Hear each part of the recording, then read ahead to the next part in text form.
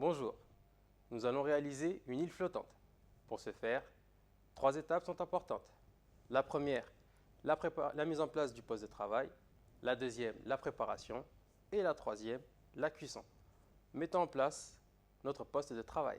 Nous allons donc réaliser notre île flottante. Donc, cette recette est constituée d'une crème anglaise et de blanc en neige avec du caramel. Donc, à ne pas confondre avec euh, les blancs en neige ou les neiges avec la crème brûlée, la crème anglaise, pardon. Donc là, on est sur deux préparations distinctes. Donc je vais d'abord moi réaliser ma crème anglaise pour qu'elle puisse refroidir et ensuite j'attaquerai ma meringue. Je vous montrerai, il y a deux techniques pour la meringue, je vous en montrerai une, mais je vous expliquerai quand même la deuxième. Là, tout de suite, pour pouvoir avoir un refroidissement, je vais m'occuper de ma crème anglaise.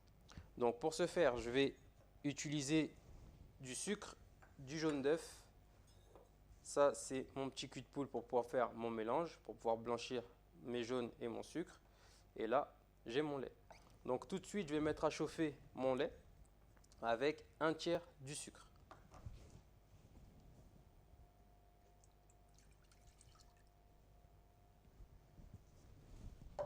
Voilà, donc je mets un tiers de sucre dans lequel j'ai mis aussi un peu de vanille. Donc je le mets à chauffer tranquillement. D'accord, donc là je suis parti sur 6. Ma plaque va jusqu'à 9, j'ai mis à 6 pour pouvoir avoir le temps de blanchir mon jaune d'œuf ou mes jaunes d'œuf et mon sucre. Donc dans mon saladier, je vais mettre mon sucre.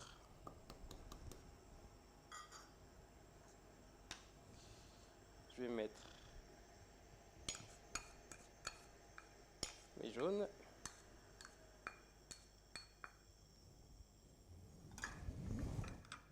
Et je vais simplement blanchir mon jaune et mon sucre. Donc blanchir, je vais avoir quelque chose de très mousseux. Je vais avoir mon sucre qui se mélange, qui s'amalgame à mon jaune. Et ensuite, ça va légèrement doubler en volume. Pendant ce temps, mon lait est en train de chauffer. Donc rappel pour ce geste, donc fouetter. Pour fouetter, on ne met pas trop de force au niveau du poignet, au niveau du bras, on ne contracte pas trop fort, ça ne sert à rien. On va se fatiguer et on va se faire du mal. On y va juste avec le poignet qui fait donc sa rotation, d'accord? Et puis voilà, simplement. Donc j'appuie pas dessus, hein. Juste, je mélange, je garde le rythme. Moins je serre, plus je tiens. Ensuite, là vous voyez que moi j'incline un petit peu mon cul de poule, c'est normal, c'est pour faire retomber la préparation, pour que je puisse bien la ramasser. Vous voyez. Et continuer à bien l'amalgamer. Vous voyez, ça tombe, je ramasse, ça tombe, je ramasse. Et de temps en temps, je tourne d'un quart pour ramasser tout ce qui reste sur les parois.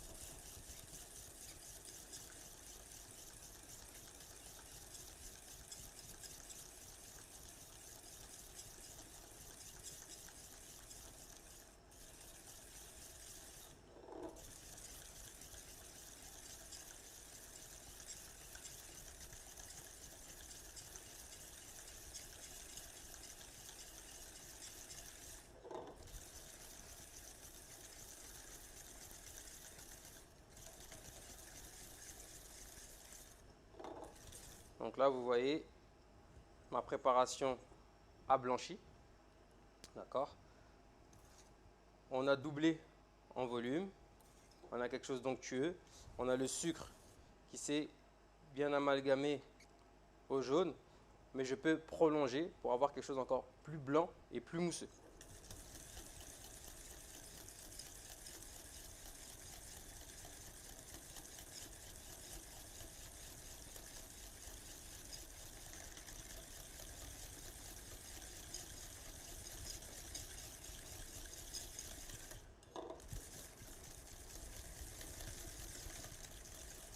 Voilà, là j'ai quelque chose de bien blanchi, de mousseux. Et mon sucre c'est amalgamé à mon jaune d'œuf. Donc je vais approcher légèrement mon mélange à côté de ma casserole. Je me prépare avec ma petite spatule. Voilà. Donc mon lait est en train de chauffer. Je vais récupérer ma sonde qui va me permettre de prendre la température de ma crème anglaise. À savoir que la cuisson, lorsque je vais incorporer mes jaunes, ne devra pas dépasser 82 degrés.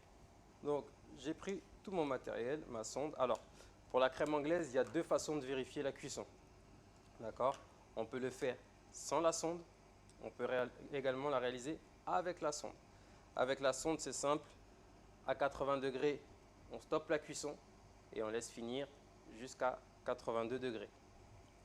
Sans la sonde, il va falloir utiliser votre spatule et avoir quelque chose de nappant. Je vous montrerai le geste pour que vous puissiez voir que ça nappe. Donc là, mon lait, il est en train de frémir. Donc il arrive à ébullition.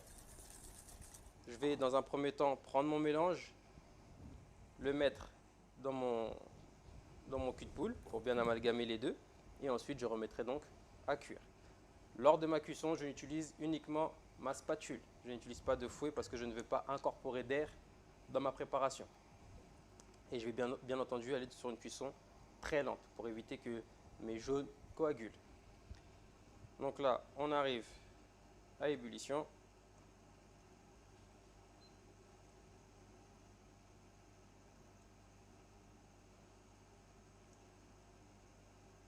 Voilà. Hop. Je peux déjà baisser à 2. Je vais mettre un coup au fond. Hop.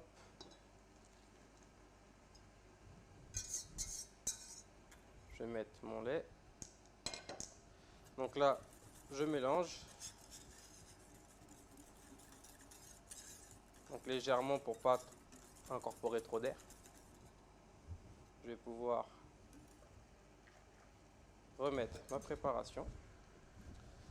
Je peux éventuellement corner, parce que ça fait également partie de la recette.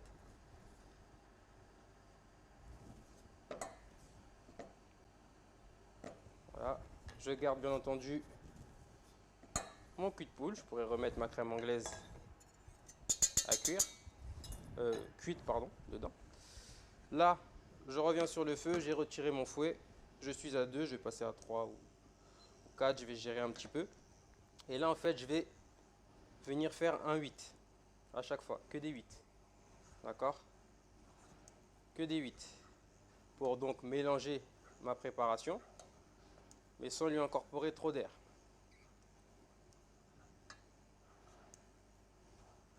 D'accord? Donc là, ma préparation va épaissir.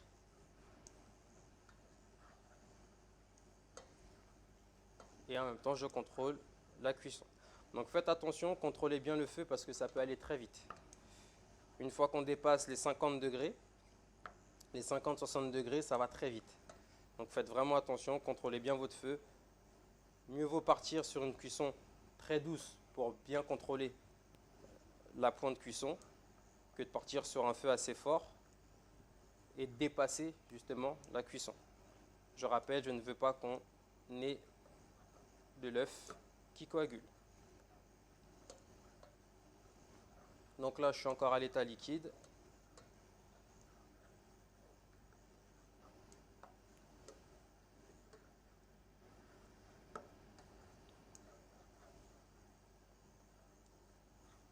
Et vous allez voir, ça va épaissir tranquillement. Donc je fais exprès de ne pas augmenter le feu. Là, je suis vraiment à 4. C'est que pour que vous puissiez voir l'évolution. Donc là, vous avez vu tout à l'heure, j'avais de la mousse blanche au-dessus qui petit à petit commence à partir. Donc là, on voit encore mieux ce qui se passe à l'intérieur.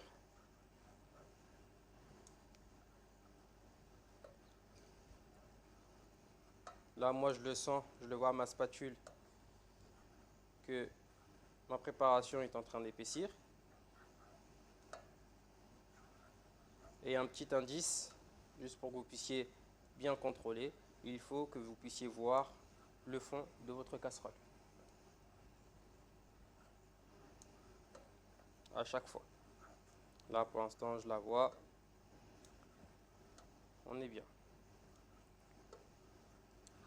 Donc là, je vais pouvoir, dans un premier temps, vérifier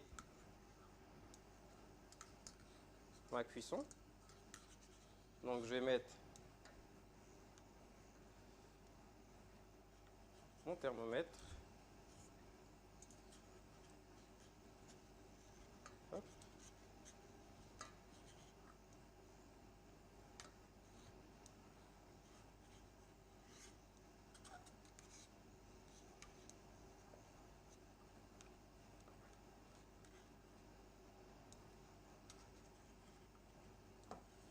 Donc là, je commence à monter.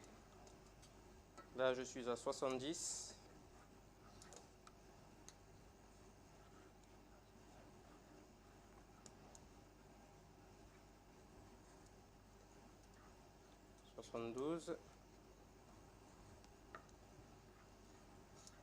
Donc là, je monte progressivement. Je le vois aussi au niveau de la texture, hein, je vois que ça épaissit.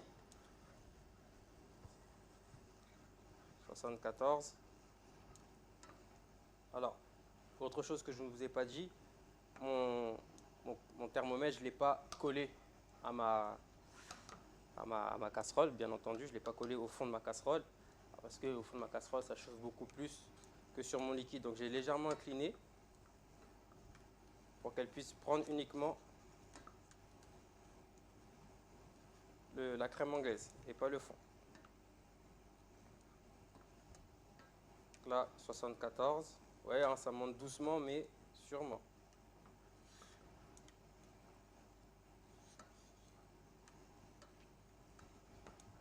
Et ça continue d'épaissir. Ma pellicule blanche qui était là au début part de plus en plus. Ça épaissit. Ça monte en température. 77.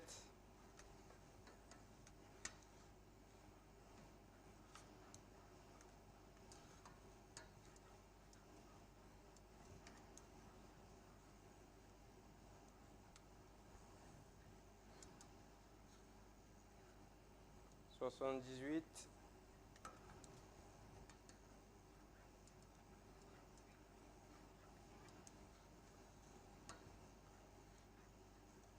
79.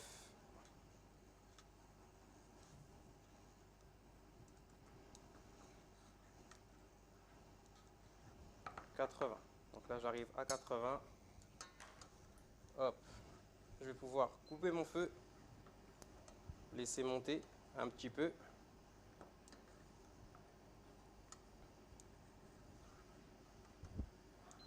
Bien faire attention.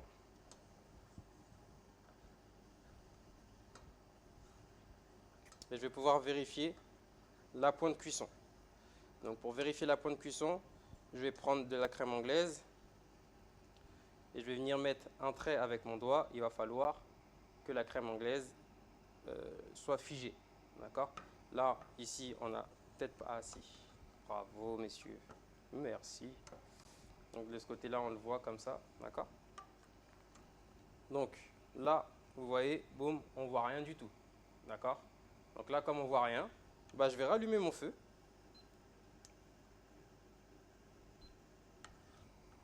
Et je vais continuer la cuisson. Et je vais vous expliquer ce qui s'est passé. Qu'est-ce qui s'est passé? En inclinant, en mettant mon thermomètre ici, comme ça.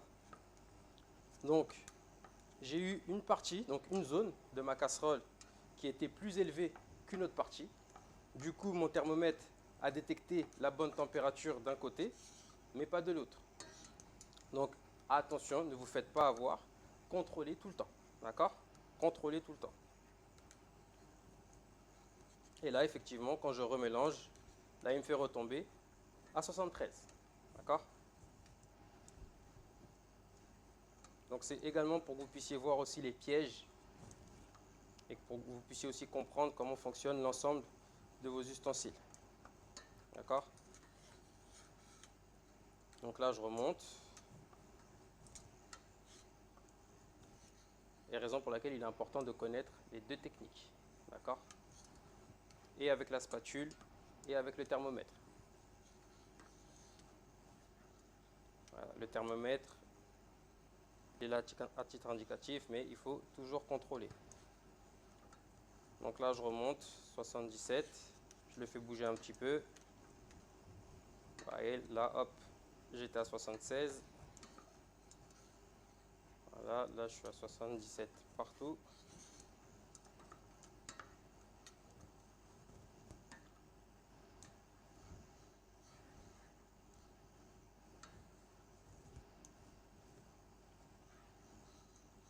Soixante-dix-huit.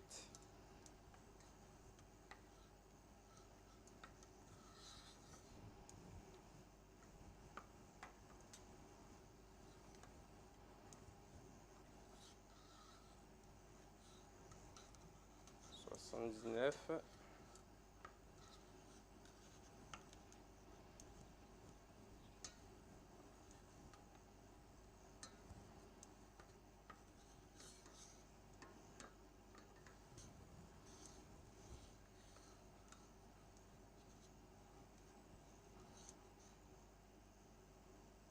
Et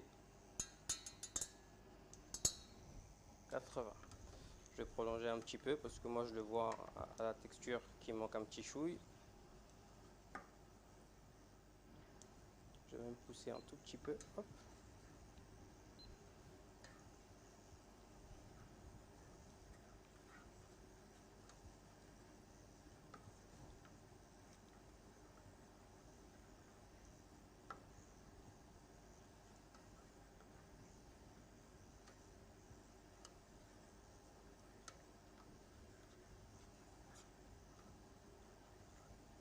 Donc là j'ai prolongé un petit peu, je le fais monter. Parce que pour moi il manque un tout petit chouille de cuisson.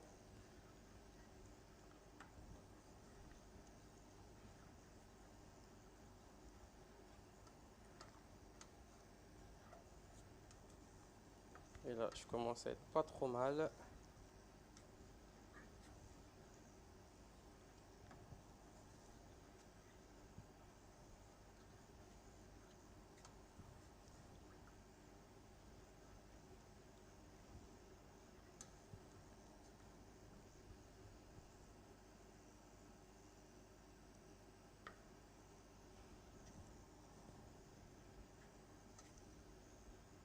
Je vais pouvoir couper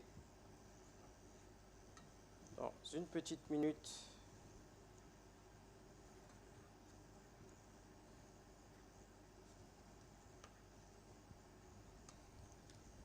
Quand même contrôler une dernière fois. Voilà. Voilà, je suis à 81,8. Hop, là ça va être bon. Hop, donc là je vais pouvoir couper. D'accord, donc là ça finit de monter un petit peu. Ça épaissit.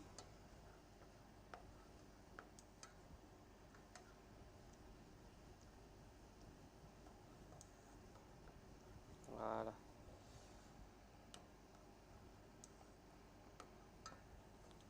Et donc là, pour la vérifier, je vais prendre ma spatule, je me mets de la crème anglaise, je penche, hop, et normalement, ça ne bouge pas. D'accord? Vous voyez que là, le liquide du dessus, il ne retombe pas. Je vous remontre un petit peu. Donc là, j'en ai sur ma cuillère. Je mets un trait, et normalement, là, vous voyez, ça ne retombe pas. Celle du haut ne retombe pas. Et là, je vais pouvoir donc débarrasser ma crème anglaise. Donc, je vais la remettre dans mon cul de poule. Si vous l'avez un peu trop cuite, si vous voyez qu'au fond de votre casserole, il y a encore des morceaux de jaune qui ont coagulé, vous prenez votre chinois étamine et simplement vous la passez. Moi là, je n'ai pas de grumeaux, donc je vais pouvoir directement la transvaser dans mon cul de poule.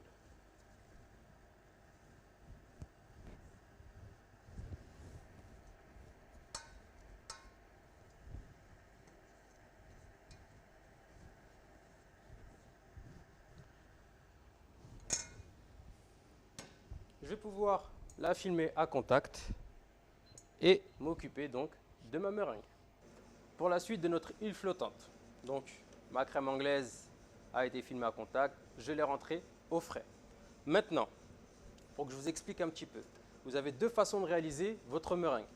Donc vous faites la même préparation, la même base, ça on va le faire ensemble, il n'y a aucun problème.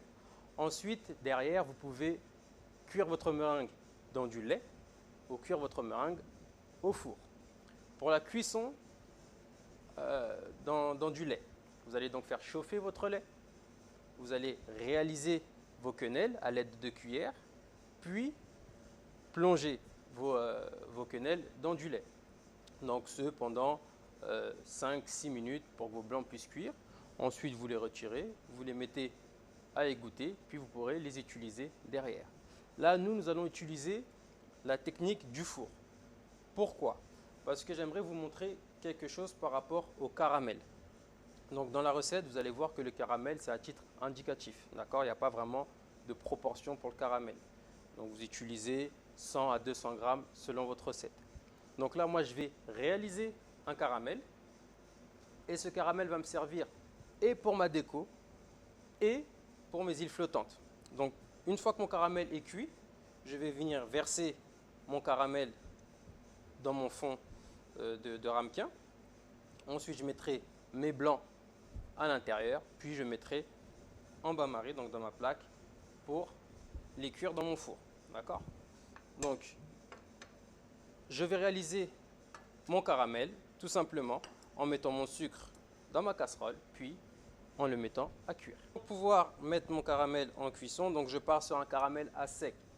Je ne veux pas d'eau, je ne veux pas de matière grasse ou quoi, je veux simplement un caramel à sec. Donc, pour le caramel à sec, je vais allumer ma plaque. Je mets mon feu à 6 et je vais pouvoir donc mettre mon sucre. D'accord? Donc mon sucre va commencer à fondre, puis il va légèrement colorer et petit à petit vous aurez un caramel. À l'inverse des autres caramels, par exemple le caramel qui contient de l'eau, donc où on va ajouter de l'eau, celui-là on peut le remuer, d'accord? Les autres caramels non, parce que si on les remue, on va avoir quelque chose qui masse, on va avoir le sucre qui va masser, donc vous allez avoir des gros cristaux de sucre. Mais là, un caramel à sec, on pourra mélanger de temps en temps. Donc, pendant que mon sucre est en train de cuire à 6, d'accord, donc vous contrôlez bien la cuisson parce que le caramel, ça va très vite, je vais pouvoir me préparer une plaque avec du papier sulfu. Donc, je vais me prendre mon papier sulfu, hop, donc un petit morceau, hein, pas grand chose.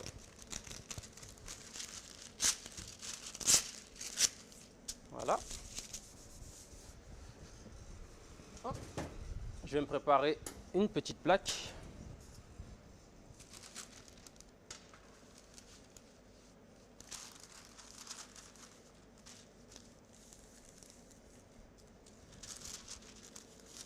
Donc, vous pouvez prendre une plaque de cuisson à la maison sans problème. Voilà. Ensuite, je vais me préparer une cuillère et une fourchette. Et idem, je vous montrerai pourquoi nous avons besoin de ces deux-là. Ensuite, je vais me préparer deux ramequins. Donc, je vais en faire deux avec caramel et deux sans caramel. D'accord? Hop. Alors, moi, je vais pouvoir les graisser parce que j'ai de la bombe à graisse.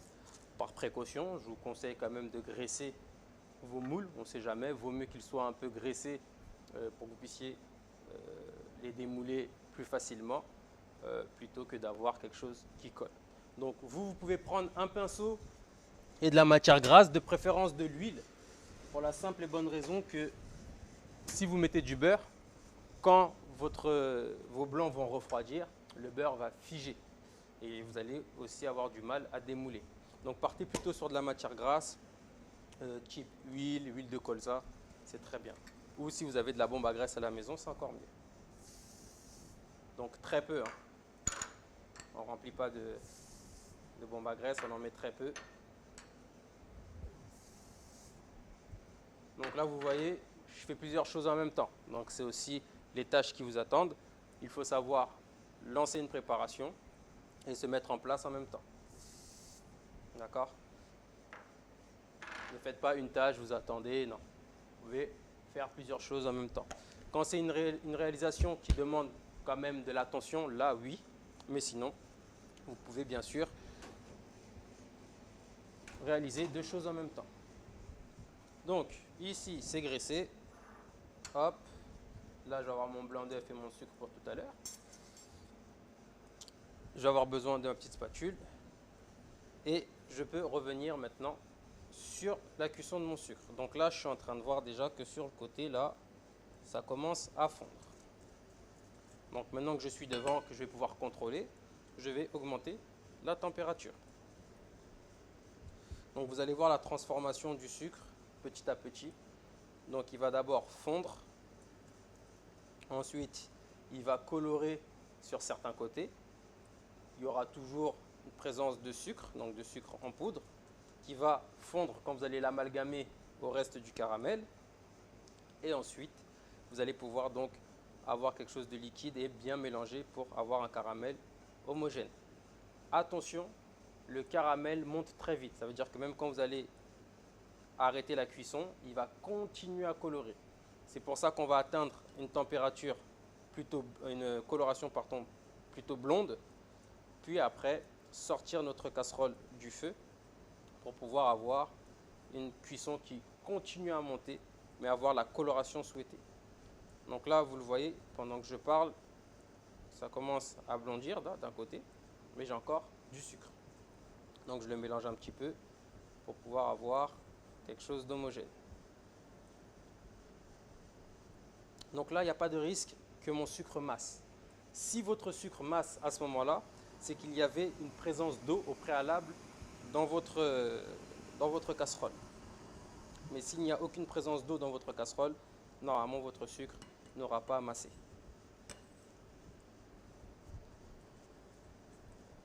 Dans quel cas, c'est pas grave, hein, s'il masse, c'est rattrapable. Hein, vous continuez un petit peu la cuisson, mais toujours au contrôle. Donc là, j'ai une petite coloration. Donc là, j'ai quelque chose de blond tendance brun, mais j'ai encore mon sucre qui n'est pas totalement, qui n'a pas totalement fondu. Donc je vais pouvoir mélanger jusqu'à ce que mon sucre soit vraiment bien dissous, qu'il est bien fondu. Là, je commence à avoir quelque chose qui fond bien. Je vais commencer à baisser légèrement la température pour éviter qu'il ne colore trop.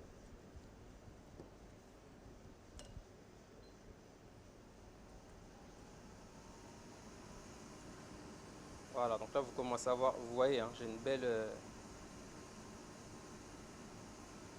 belle coloration. Là, ça commence à être transparent pour la simple et bonne raison que le sucre s'est dissous. Vous voyez, là, il a fondu mon sucre. C'est pour ça que je commence à avoir quelque chose de beaucoup plus transparent. Là, j'ai maintenu, je suis à 6. Hop.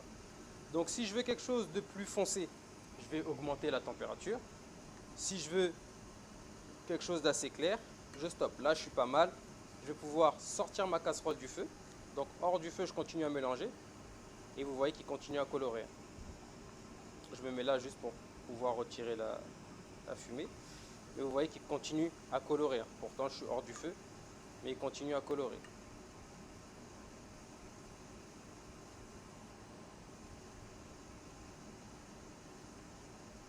Hop, très bien. Donc, une fois que je suis là, excusez, je vais aller mettre ça directement dans l'eau. Donc là, j'ai une belle couleur, je suis bien blond. Hop, en direct, on va essayer de se mettre au-dessus. En régie, s'il vous plaît. Hop.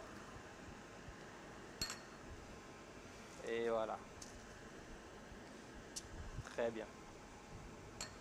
Nickel. Donc là, vous voyez la couleur de mon caramel. Hein, d'accord. Donc je vais couler du caramel dans deux. Comme ça. Hop. Sans se brûler, je le fais tourner. D'accord. Donc là, j'ai mon fond de caramel. Je vais faire pareil pour le deuxième. Et vous voyez la couleur. Hein. Là, dans le blanc, vous voyez bien la couleur. Hein. Donc faites attention parce qu'il va figer assez vite, hein, forcément. Voilà, donc j'en fais 2, comme je vous ai dit, j'en laisse 2 à blanc. Et ensuite, ici, je vais faire ma déco caramel. Donc, je vais prendre ma fourchette. Vous voyez, hop, ça coule. Et je vais simplement venir faire. Donc là, vous ne le voyez peut-être pas, mais en fait, je commence à avoir des petits fils.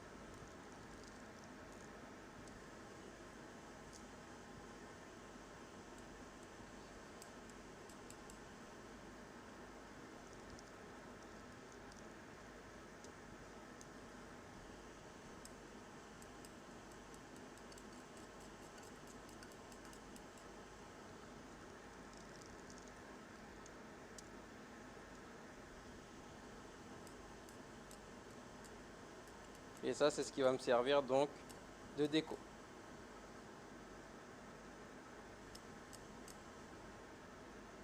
Là, je travaille légèrement.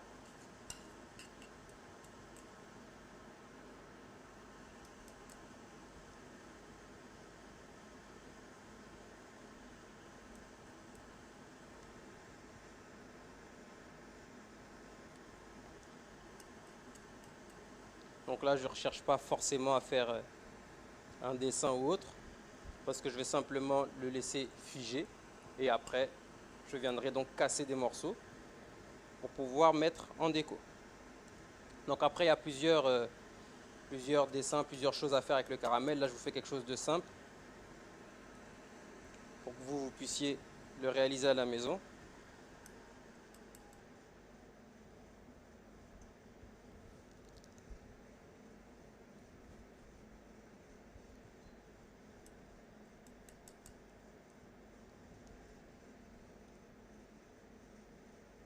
Donc mettez bien une feuille de sulfure en dessous, hein. Ne le faites pas directement sur la plaque, sinon vous allez avoir du mal à le décoller.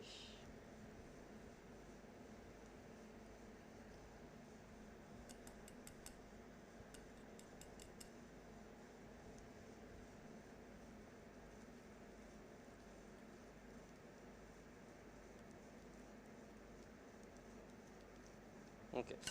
Alors là, on va le faire parce que j'ai une bonne température. Je vais vous montrer comment le réaliser. Alors, je vais garder. Je vais vous montrer comment réaliser par exemple une cage.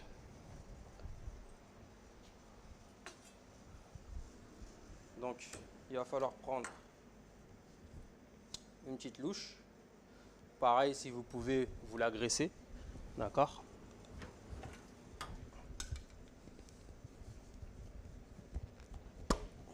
Hop.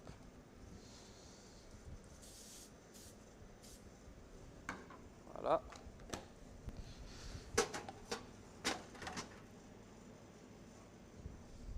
Donc, là, vous avez votre sucre, votre caramel plutôt. Donc, il est un peu figé, hein. Il est un peu figé, c'est normal. Mais c'est tant mieux. Donc, vous prenez une petite quantité. D'accord? Vous allez voir qu'il commence à couler. Et là, en fait, au-dessus de votre... Hop. Au-dessus de votre louche.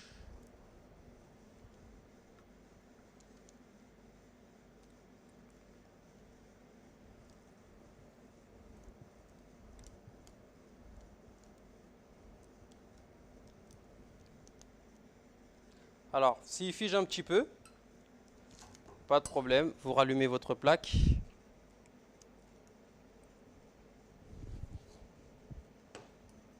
Ou votre gaz. Hop, vous remettez à chauffer 2 minutes. Même pas. C'est juste pour qu'il fonde un petit peu. Parce que là, moi, il a figé. Donc, juste pour le rendre à l'état liquide. Mais vraiment, pas longtemps, sinon vous allez avoir la cuisson qui va continuer. Mais là, c'est vrai que j'étais à bonne température. Voilà, là, je suis bien. Hop. Il a refondu. Donc là, je suis à nouveau à bonne température.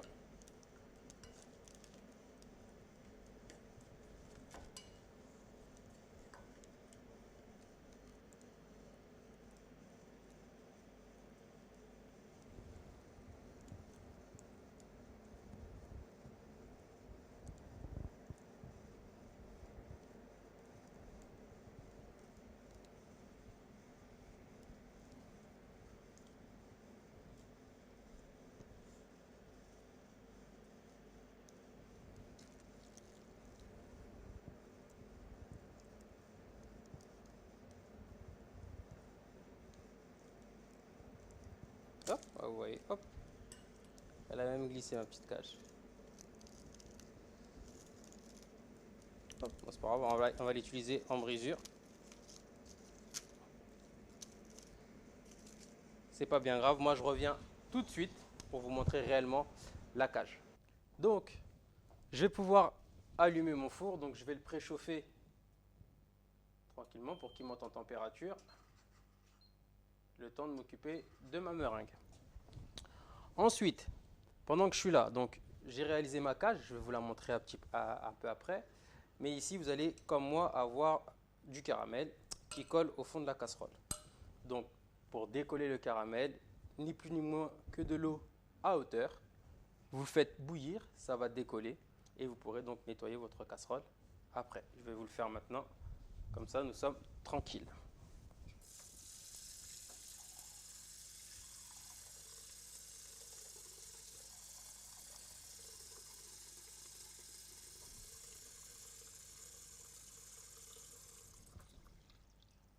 Voilà, et je vais simplement le mettre à bouillir, ou du moins à chauffer, pour faciliter le nettoyage. Ma cage, pour l'instant, je la laisse là, mais une fois que je vais voir les premières ébullitions, les premières fumées, pardon, je vais la mettre derrière pour pas que mon caramel soit au contact de l'humidité. Ici, je vais pouvoir lancer ma meringue.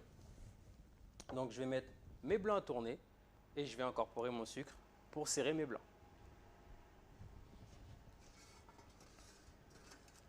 Donc, je vais pouvoir mettre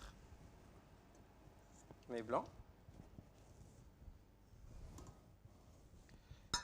avec une partie de mon sucre. Et je vais pouvoir le mettre à tourner. Donc mes blancs sont en train de monter. D'accord. Je vais augmenter un petit peu la vitesse. Et une fois que mes blancs ont bien monté, je viendrai serrer ma meringue. Là, tout de suite, je vous montre ma cage. D'accord. Donc à manipuler très prudemment. D'accord. Donc ça ressemble ni plus ni moins à ça. D'accord. Et on viendra l'utiliser pour notre déco finale. Là, pour éviter l'humidité, je vais la mettre derrière.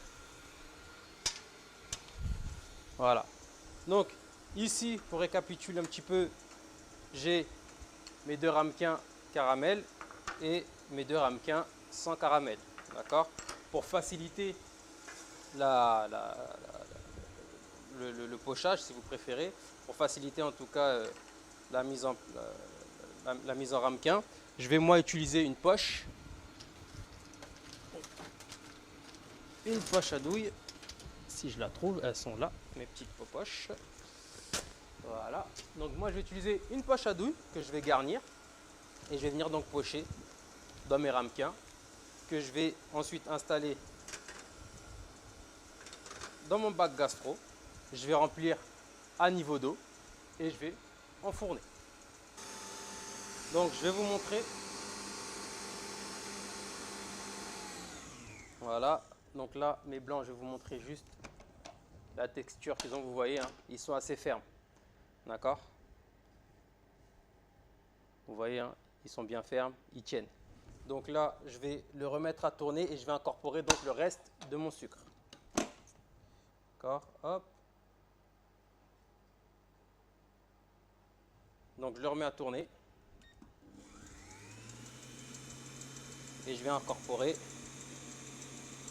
le reste de mon sucre. Donc là, je vais serrer mes blancs.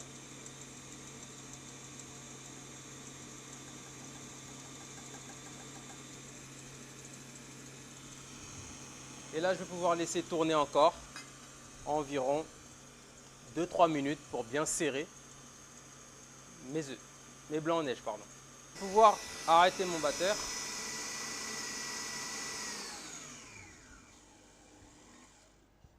Hop. Et je vais vous montrer donc la texture de mes blancs. Hop. Donc en texture, je suis sur quelque chose de bien ferme. D'accord. Vous le voyez bien. Hop. D'accord. Donc je vais pouvoir pocher mes blancs.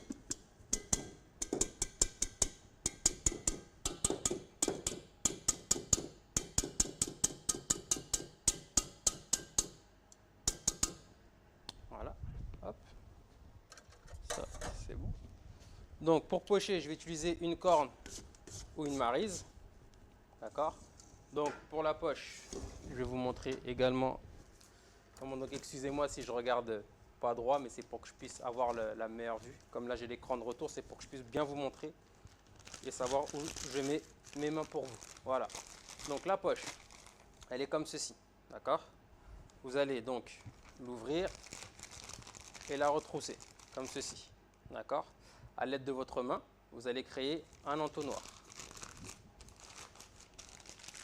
Et en même temps, vous allez donc bien ouvrir. Hop. Donc vous voyez, là avec ma main, j'ai l'entonnoir. Donc là, avec la cam du dessus, vous voyez bien. Et de profil, ici, vous le voyez également. J'ai créé mon entonnoir. D'accord? Ensuite, je vais pouvoir prendre ma cuve et je vais pouvoir garnir ma poche. Donc je garnis et je viens racler contre mes doigts. Je prends, je garnis contre mes doigts. D'accord? Hop. Et en même temps, je pousse ma préparation vers le fond. Alors comme là, je suis sur du blanc en neige, quelque chose de très épais et d'assez ferme, je n'ai pas forcément besoin de mettre de douille ou de boucher le bout parce que ça ne tombera pas. D'accord? Voilà, ça, je le mets ici. Donc ensuite, je vais refermer ma poche. Donc là, vous voyez, je suis comme ça. Donc je vais faire descendre un petit peu ma préparation. Voilà. Je vais couper ma pointe pour créer l'appel d'air et faire descendre ma préparation. Vous voyez, hein. Et là, en fait, je vais donc pocher dans mes ramequins. Donc, je prends mon ramequin et en fait, avec la paume de ma main, je vais mettre une pression. D'accord? Et quand je mets ma pression, vous voyez, hop, ça sort.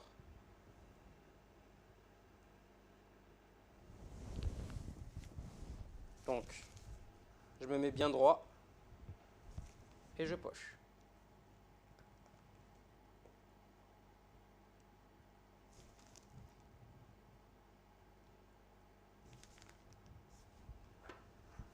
Je prends la deuxième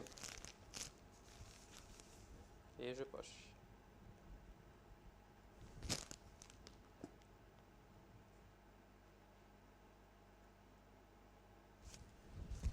Ensuite, je vais prendre ma petite spatule coudée. Si vous n'avez pas, vous pouvez prendre une spatule plate aussi. Voilà. Et je vais simplement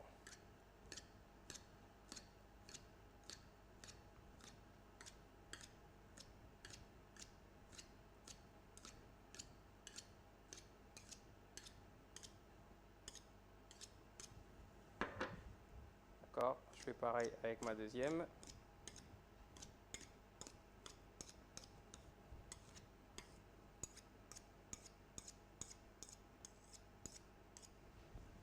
Voilà. Ensuite, avec mon index et mon pouce, je vais simplement faire le contour comme ça pour pouvoir décoller plus facilement. D'accord? Je vais faire tout le tour comme ça.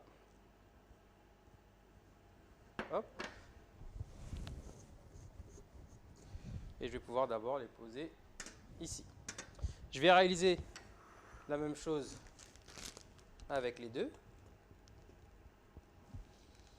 Donc là, c'est un remplissage à vide, hein, bien entendu.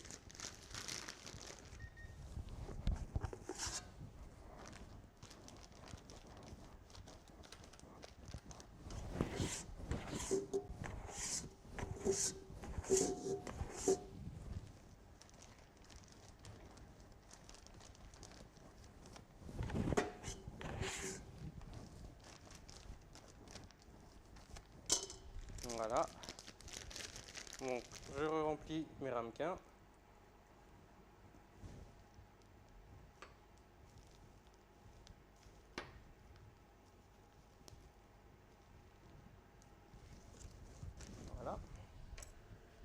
Pareil.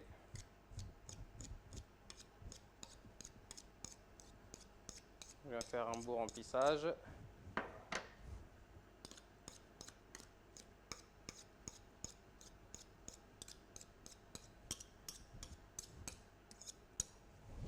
Hop.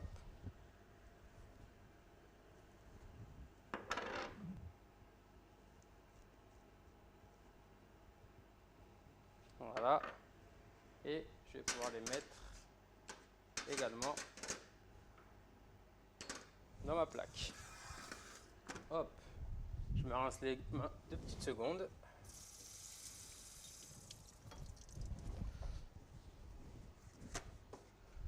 Voilà. Et donc je vais pouvoir mettre mon eau dans ma plaque pour créer donc le bain-marie.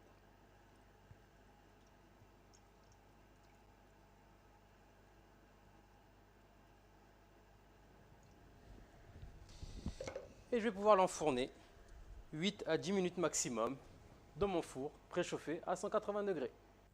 Je viens de sortir ma meringue du four, d'accord? Donc je vais vérifier la cuisson, donc je vais venir par le dessus, de toute façon je vais les retourner, donc il n'y a pas de problème. Juste je plante, hop, ça ressort bien lisse, bien blanc, enfin en tout cas il n'y a pas de meringue dessus. Je vais donc pouvoir les sortir de l'eau, donc on fait attention, on manipule avec prudence.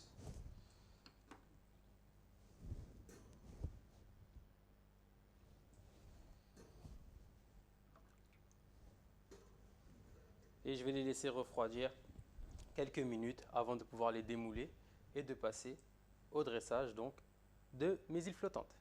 Je vais pouvoir passer au dressage et au montage de mes îles flottantes. Donc ici je vais avoir mes blancs en neige, donc du coup mes meringues caramel et ici à blanc. Donc je vais vous en faire une de chaque pour que vous puissiez voir le résultat des deux. Je me suis préparé un petit bac, donc une petite plaque à débarrasser pour pouvoir prendre mes comment dirais-je, mes meringues, excusez-moi. Et là, j'ai préparé donc mes 2 bols pour pouvoir mettre ma crème anglaise. Et ensuite, j'irai finir donc avec mes décos, d'accord, que j'irai chercher parce que je les ai mis dans une autre pièce pour pas qu'elles puissent prendre l'humidité. Et je vais vous montrer juste après comment mettre la cage et autres. Donc, tout de suite, je vais commencer par remplir mes 2 bols de crème anglaise.